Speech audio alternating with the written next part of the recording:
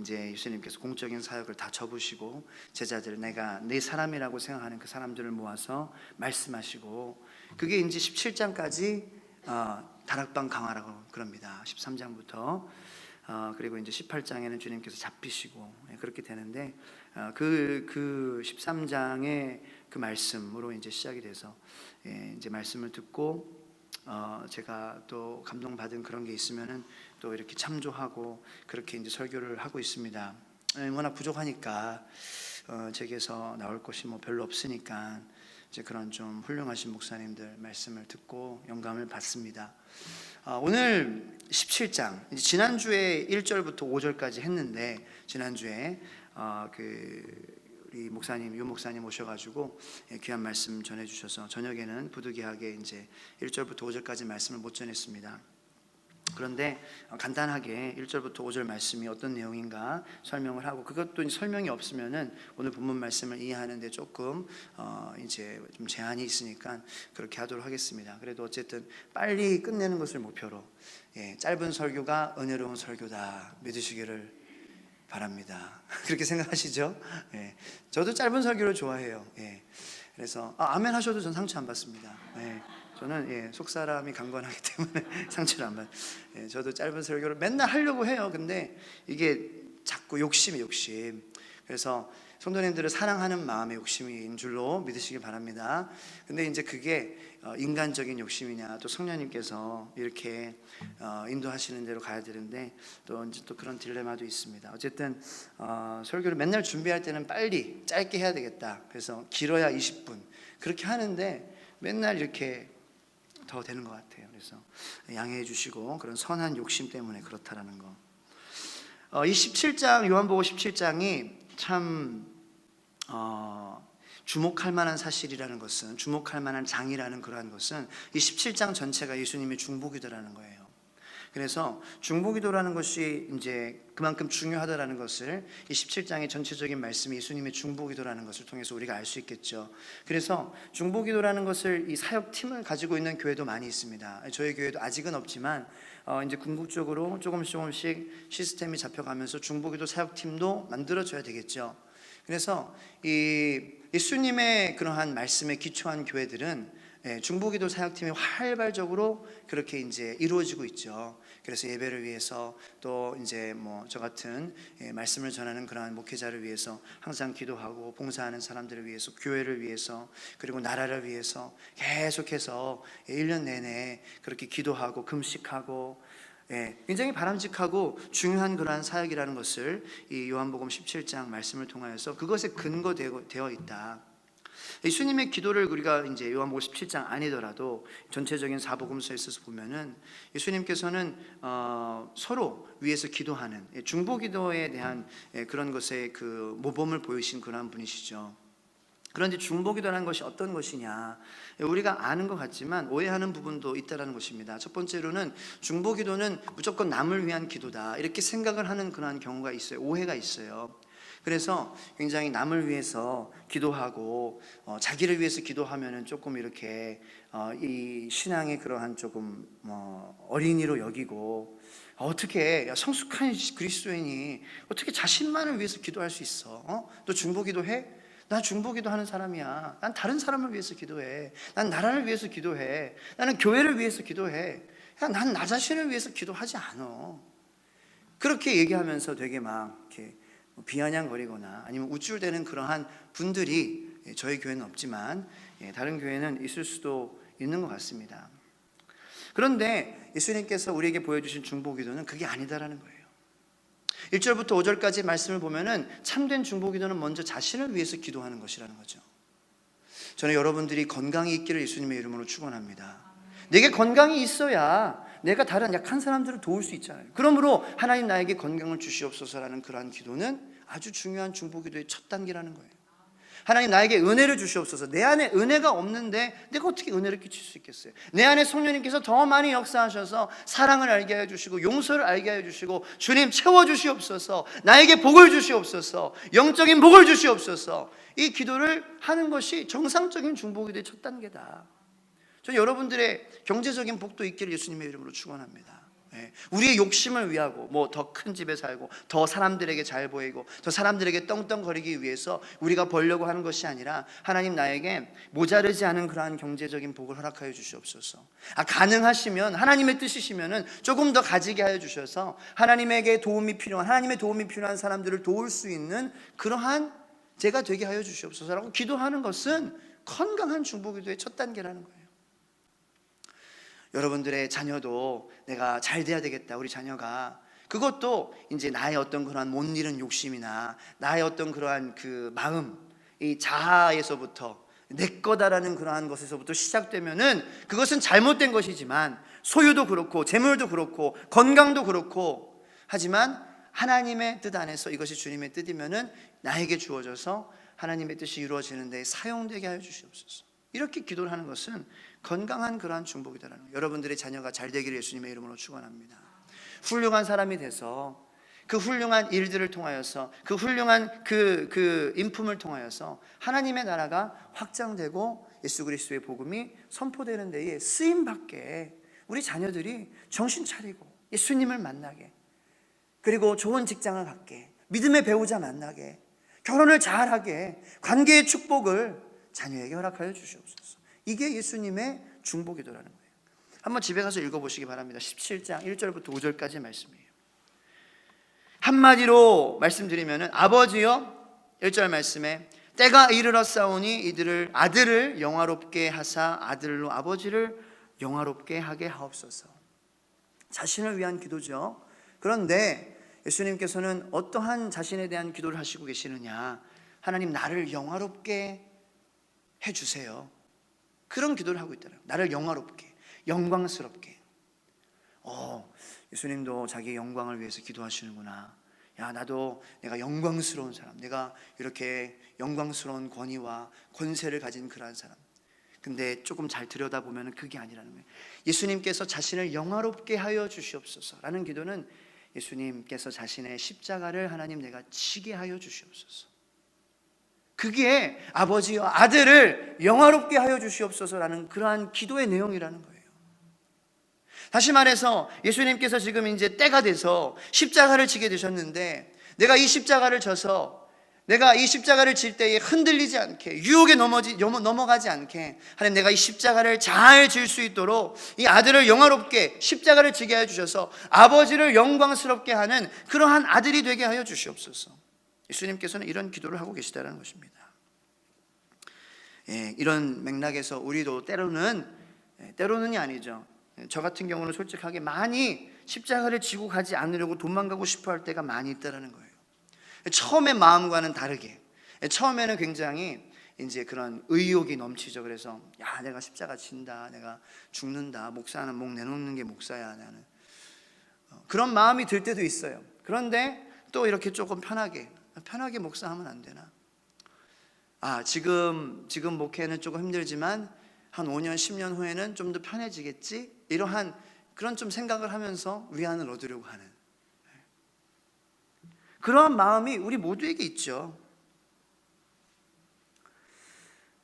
처음에는 하나님 내가 이 길을 가겠습니다, 좁은 길인 걸 알아요, 하나님 어려운 길이라는 걸 알아요, 쉬운 길이 아니라는 걸 알아요, 사람들이 손가락질하고 욕하고 사람들이 나를 떠나는 그러한 길이라는 걸 알아요. 하지만 하나님 내가 이 십자가를 지겠습니다라는 그러한 마음으로 시작을 하지만 나중에는 마음이 흔들리는 거예요. 도망가고 싶어 할 때가 많이. 선교사로 이제 사람들이 부르심을 받고 떠날 때에 제일 반대하는 사람이 누군지 알아요? 부모님. 부모님께서 뭐 다 그런 건 아니지만 당연히 그렇겠죠. 자식이 내가 뭐 3세계의 그러한 선교사로, 제 3세계 나, 그러니까 못 사는 나라에 선교사로 내가 하나님께서 나를 부르셨어요, 그렇게 얘기하면은 진짜 흔쾌히 할렐루야 감사헌금 막 하고 교회에 막 간증하고, 목사님 전화해가지고 기쁜 소식 있어요, 우리 자녀가 선교사로 헌신했어요, 베트남에 간대요, 중국에 간대요, 북한 선교한대요. 전화해서 목사님 어떡합니까? 우리 자녀가 간답니다, 말려주세요. 그 부모의 마음이라는 거죠. 저도 제 자녀가 목사 되겠다 그러면 한 번 더 생각해 봐라. 마음으로는 그렇죠. 그런데 축복의 길이라는 걸 알죠. 하지만 이제 희생이 따르고 그 사역자의 길로 그 갈 때에 그 사역자만이 느낄 수 있는 복이 있잖아요. 은혜가 있잖아요. 그것이 그 희생보다 더 크다는 걸 알아요. 그런데도 부모의 마음이 그렇죠. 고생하는 것, 그게 더 크게 보이죠. 사실 그게 더 마음이 아파 보이고. 그래서 부모님들이 이제 선교, 야 네가 하필 너야 왜? 야, 다른 사람 나가도 선교돼. 지금 봐봐, 되고 있잖아 지금. 한 2%밖에 안 남았어. 네가 굳이 안 나가도 돼. 이렇게 말합니다. 야, 너 여기서 돈 벌어서 여기도 선교지잖아. 또 직장 생활하고 가정 생활하면서 선교해. 예수를 믿지 마느라는 게 아니야. 그러한 이제 마음의 그러한 그 중심은 꼭 예수를 저렇게 믿어야 되냐라는 거죠. 좀 폼나면서 편하게 생활하면서 믿을 수 있진 않냐라는 그러한 마음이 우리에게 있고, 또 이제 자기의 마음에도 그러한 마음이 들 수 있어요. 하나님이 이제 부모님이 그렇게 말씀하실 때 하나님 내 입장 되면 하나님도 그렇게 이해하실 거예요. 이렇게 막 합리화시키면서 얘기하고 말리고 십자가를 자꾸 내려놓으려고 하는 그러한 모습이 우리에게 있다는 것입니다. 우리가 그런 이제 사역자로 부르심을 받지 않더라도 우리가 평신도로 신앙생활을 하면서도 야, 꼭 굳이 그렇게 해야 돼? 굳이 그렇게 훈련 받고 성경 공부하고 예배에 꼭 그렇게 수요일 저녁에 나가야 돼? 새벽 예배 제단 쌓는 게 그렇게 중요해? 경건생활 그렇게 규칙적으로 하는 거 중요해? 꼭 그렇게 믿어야 돼? 좀 편하게 이 문화생활도 여가생활도 즐기면서 취미생활도 즐기면서 그렇게 좀 할 수 있는 건 아니야? 라고 우리에게 주어진 십자가를 내려놓으려고 하는 그러한 마음을 우리도 모두가 갖고 있다는 것이죠. 그런데 예수님께서도 그런 기도를 하셨다. 저는 거기에 위로를 받으시기를 예수님의 이름으로 축원합니다. 그리고 플러스 도전, 위로도 받으시고 도전도 받아야 돼요. 예수님께서도 자기의 십자가를 지기 위하셔서 자기의 십자가를 피하지 않게 하시기 위해서 땀 흘려 피 흘려 눈물 흘려 기도했는데, 나는 지금 그렇게 기도해도 모자른 판에 기도 안 하고 있으면 어떻게 진다라는 거예요. 어떻게 못 지죠. 우리 힘으로 질 수 있는 십자가가 아니잖아요. 우리 안에 계신 성령님께서 역사하심으로, 그 하나님의 크신 사랑, 그것을 의지함으로 우리가 짐에도 기뻐하며 승리하며 행복해할 수 있는 그것이기 때문에 우리가 기도해야 된다는 거예요. 저 2019년도 여러분들이 기도의 용사가 되기를 예수님의 이름으로 축원합니다. 그래서 우리에게 주어진 십자가를 우리가 지고 갈 수 있는 그러한, 예수님도 이렇게 기도하셨는데 땀이 핏방울 될 정도로 기도하셨는데, 그래서 예수님께서는 결론적으로 주님 내 뜻대로 마옵시고 아버지의 뜻대로 하시옵소서라는 기도를 했는데, 힘들지만 고통스러운 길이지만 이 길을 계속 가게 해주시옵소서. 그래서 나를 영화롭게 하여 주셔서 아버지가 영화를 받아 주시옵소서. 전 하나님이 여러분들을 통하여서 영광 받으시기를 예수님의 이름으로 축원합니다. 그것의 시작이 바로 나를 위한 중보기도고 나의 십자가를 위해서 내가 잘 지고 갈 수 있도록 내가 기도한다라는 거예요. 자, 그 다음에 이제 오늘 본문 말씀의 기도가, 예수님께서는 자기를 위해서 나를 영화롭게 하셔서 아버지를 영화롭게 그렇게 하기를 원합니다. 기도를 하셨고요. 두 번째로 이제 그 중보기도는 제자들을 위한 중보기도라는 거예요.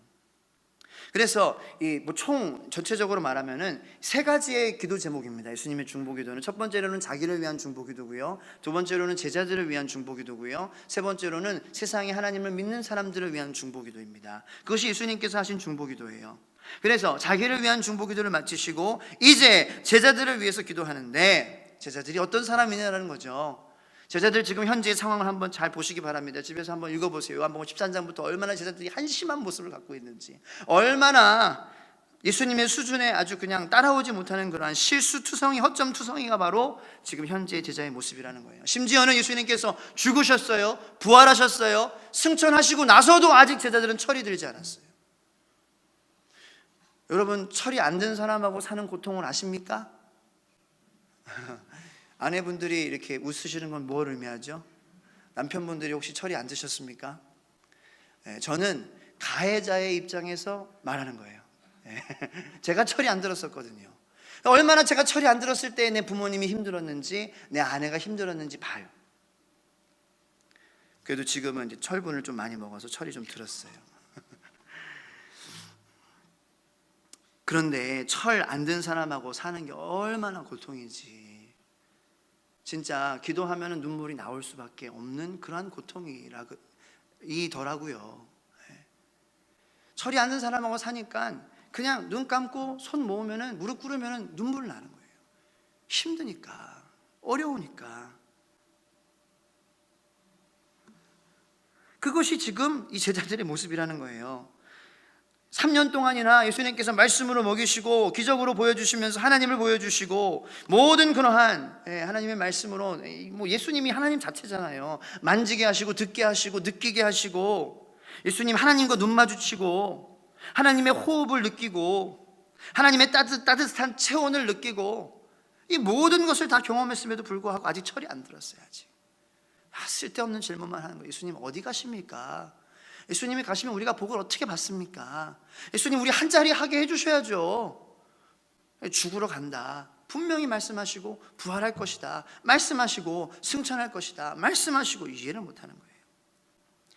그렇게 미숙한 남편이랑, 그렇게 철이 안 난 남편이랑 부인이랑 아들이랑 딸이랑, 또 부모님도 철한 부모님도 있는 경우가 있어요.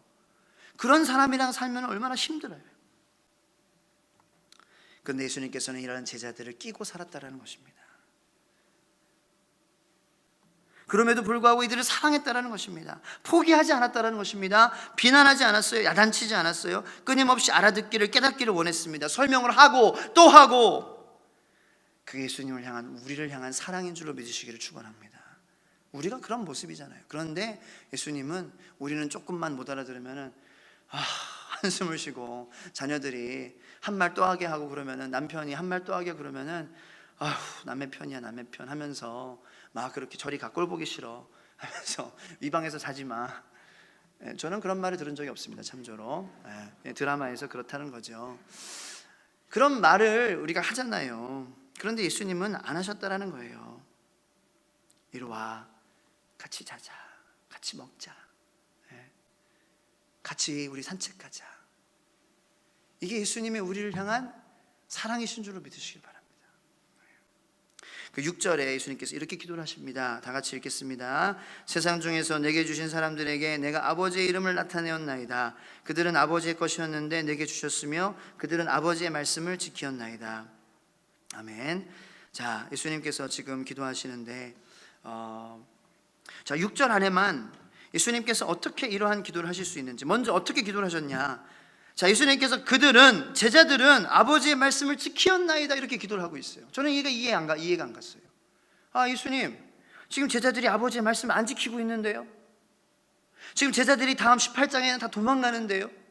한 명만 남고, 그리고 그 한 명 남는 사람은 그 예수님께서 회당 안에서 재판받을 때 그 제사장이 아는 사람이라서 이렇게 좀 세상 말로 꼽사리로 껴가지고 그렇게 들어가게 되는 거고, 본인이 의지적으로 그렇게 들어가게 됐다면 다행이지만, 그 제사장과 친분이 있는 그 제자 한 명만 빼고는 다 사라지게 된다는 거죠. 그런데 예수님께서는 그것들을 다 아심에도 불구하고, 주여 아버지, 이들이 아버지의 말씀을 지키었나이다. 이게 우리 제자들, 예수님께서 제자들을 향한 중보 기도였다는 것입니다. 이게 우리들이 같이 제자의 삶을 살아가는 그러한 형제 자매들을 위해서 기도해야 되는 그러한 기도 제목인 줄로 믿으시기를 예수님의 이름으로 축원합니다. 아버지여, 이들이 아버지의 말씀을 지키었나이다. 그게 중보 기도라는 거예요. 우리가 다른 사람들에 대한 기도를 할 때에 보통, 물론 여기에는 그런 분들이 없겠지만 우리 수련천성교회 성도님들은 다 신앙이 훌륭해서, 하나님 저 사람 좀 어떻게 해주시옵소서, 저 사람을 빨리 데려가시든지 나를 데려가시든지 주님 어떻게 좀 해주시옵소서. 이런 기도를 우리가 할 때가 있죠. 하나님 저 사람 꼴 보기 싫습니다. 다음 주에는 저쪽에 앉게 해주시옵소서. 왜 하필 여기, 내가 여기 먼저 왔는데 왜 내 이 가까운 자리에 내가 앉게 합니까? 그게 중보 기도라고 생각하는 그러한 그 기도를 하시는 분은 없겠지만, 마음에 그런 마음 있지 않습니까? 미워하고 하나님 이 하나님을 믿는 사람이라고 하면서 이 사람이 어떻게 이렇게 할 수 있습니까? 그런 좀 저주하는 기도를 할 때가 있어요. 저주하고. 그런데 다른 사람을 향한 기도는, 중보기도는 하나님께서, 하나님 이 사람들이 아버지의 말씀을 지켰습니다. 이게 다른 사람들을 향한 우리의 중보기도가 되어야 될 줄로 믿습니다. 하나님 이들을 처리해 주시옵소서, 이들 정신 차리게 좀 해 주시옵소서, 이러한 기도가 아니라, 근데 이게 말처럼 쉽지 않다라는 거예요. 옆에 이렇게 나를 힘들게 하는데, 철이 없는 걸 아는데, 좀 신통방통했으면 좋겠는데 말을 못 알아듣는 거예요. 신앙하고 삶이 이게 매치되지 않는 걸 보면서 하나님 이게 말이 안 되지 않습니까? 이 미운 모습이 자꾸 보이니까. 어떻게 이런 기도를 하셨냐라는 그러한 것이 비밀이 6절 말씀에 담겨져 있습니다. 첫 번째는 예수님께서 이렇게 말씀하시죠. 세상 중에서 내게 주신 사람들에게, 이렇게 말씀하세요. 여러분들 자식들을 위해서, 자식이 말 안 듣고 꼴 보기 싫은 행동을 해도 자식을 위해서는 항상 축복으로 기도하시잖아요. 그죠? 하나님 우리 자녀가 잘 될 줄로 믿습니다. 우리 자녀가 아버지의 말씀에 순종하는 사람인 줄로 믿습니다. 반드시 하나님의 계획이 이루어질 줄로 믿습니다. 어떻게 그렇게 기도하세요? 내 자식이니까, 내 사람이니까, 그거라는 거예요. 예수님께서는 제자를 자기 사람으로 여기셨어요. 세상 중에서 내게 주신 사람이다, 내 사람이다, my people, 내 사람이에요. 이 옆에 있는 사람은 내 사람이에요. 내 형제예요, 내 아들이에요, 내 아빠예요, 내 어머니예요. 그러므로 하나님 지금은 겉으로 보기에는 조금 형편없고 철이 없고 그렇지만 하나님 이들이 아버지의 말씀에 순종했습니다. 순종할 줄로 믿습니다. 믿음이 더 자랄 줄로 믿습니다. 하나님께서 기뻐하시는 줄로 믿습니다. 이러한 기도가 나오게 되는 그러한 구조, 내 사람이다라는 그러한 마음을 가지고 우리 옆에 있는 사람을 바라본다는 거죠. 저 이런 거 잘 안 하는데 하라고 시키시는 것 같아요. 옆에 있는 사람을 보고 당신은 내 사람이야, 이렇게 한번 얘기하시기 바랍니다. 당신은 내 사람입니다. 아는 사람이 없으면은 공손하게 얘기하면 되잖아요. 너 내 거야, 이렇게 얘기하면 오해 살 수 있어요. 당신은 제 사람입니다. 여러분들은 제 사람입니다. 아멘을 안 하시네요. 제 사람 되기 싫으신가 보죠. 네. 그렇게 목회하면은 교회가 잘 안 될 수 없겠죠. 성령님이 임하지 않을 수 없겠죠. 목사가 이 성도가 내 사람들이다라고 생각하면은 변화가 일어나지 않을 수 없다는 거예요. 그런 목사가 되기를 기도해 주시기 바랍니다. 끝까지 내 사람으로 여길 수 있는. 여러분들의 가정에도 뭐 자식이야 그렇게 사랑할 수는 있겠지만 여러분들 영역 안에 있는, 지경 안에 있는 사람들을 그렇게 바라보시기를 축원합니다. 내가 함께 일하고 있는 이 사람, 믿는 사람이라고 하면서 이렇게 살지만 이 사람 내 사람이다. 하나님 이 사람 내 사람이에요. 전에는 날 좀 이렇게 내 마음을 힘들게 했지만 하나님 이 사람이 내 사람인 줄 믿습니다. 그렇게 자꾸 기도하고 자꾸 하나님의 말씀에 귀 기울이고 그 음성을 더 극대화시키고 하나님의 말씀, 이 사람 너 사람이야, 내가 너한테 줬어. 그게 두 번째예요. 내 것이기 전에 하나님을 위해서 살도록 부름받은 사람이다. 내가 불렀어, 그리고 너한테 줬어. 이 사람은 먼저 나에게 속한 사람이야. 그러므로 이 사람이 정말로 존귀할 수밖에 없다는 것입니다. 왜? 내가 내 사람으로 여기서 존귀하다? 그것은 얼마 가지 않아요. 왜냐? 내 마음은 또 약해지거든요. 내 믿음은 또 이렇게 다운되거든요. 높이 가다가도 또 마음이 낮아져서 내가 내 사람으로 여겼지만 내가 은혜 받지 못하고 내가 충만하지 못하면 또 내 사람이 안 되는 게 그게 우리의 마음이라는, 그게 우리의 사랑이라는 거예요. 그런데 어떤 사실을 기억할 때에 하나님께서 이 사람을 먼저 부르셨고 하나님의 영광을 위해서 부르셨고 하나님의 나라를 위해서 부르셨고 하나님의 속한 이 사람이 나에게 주어졌다. 이 사람은 하나님한테 온 사람이다라는 거죠. 옆에 있는 사람한테 한 번 더 고백하시기 바랍니다. 당신은 하나님을 위해서 살도록 부름받은 사람입니다. 당신은 하나님을 위해서 살도록 부름받은 사람입니다. 그렇게 한번 해보세요. 부부 생활이 축복이 생기는 거예요. 매일 저녁에 당신은 하나님을 위해 살도록 부름받은 사람입니다. 자식은 그렇지만 남편은 이제 항상 축복으로 기도하기가 어렵잖아요. 근데 남편한테 계속 당신은 하나님의 영광을 위해 살도록 부름받은 사람이에요. 그러면은 이 사람이 내 사람으로 여겨질 때에 이 사람을 위해서 계속 믿음으로 긍정적인 마음으로 기도할 수 있는 그러한 마음이 주님께로부터 온다라는 것입니다. 그러므로 세 번째는 결과죠. 자, 이 사람이 내 사람이다, 내 사람이다. 이 사람의 소속은 하나님이야, 하나님의 소속이야. 하나님께로부터 먼저 하나님의 영광을 위해서 살도록 부름받았어. 그러므로 이 사람들을 볼 때에 가능성이 보인다는 거예요. 저는 여러분들이 배우자를 볼 때에, 그리고 주변의 형제자매들을 볼 때에 가능성이 보이는 그러한 성령의 열매가 있기를 축원합니다. 가능성, 여러분들에게 가능성이 있는 줄로 믿습니다. 더 믿음이 성장하고 하나님의 말씀에 순종하고 하나님의 나라가 여러분들을 통하여서 이루어지는 그러한 가능성이 여러분들에게, 하나님의 사람이니까 반드시 있는 줄로 믿습니다. 그게 6절부터 10절까지 11절까지 간결하게, 그리고 이게 엑기스죠. 뭐 더 사실 말할 게 없는 것 같아요.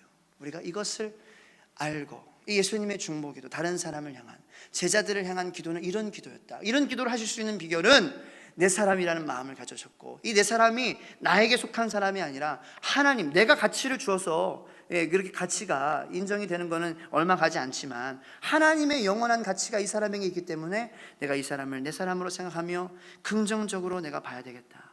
봐야 되겠다가 아니라 그렇게 보여지게 된다는 거죠.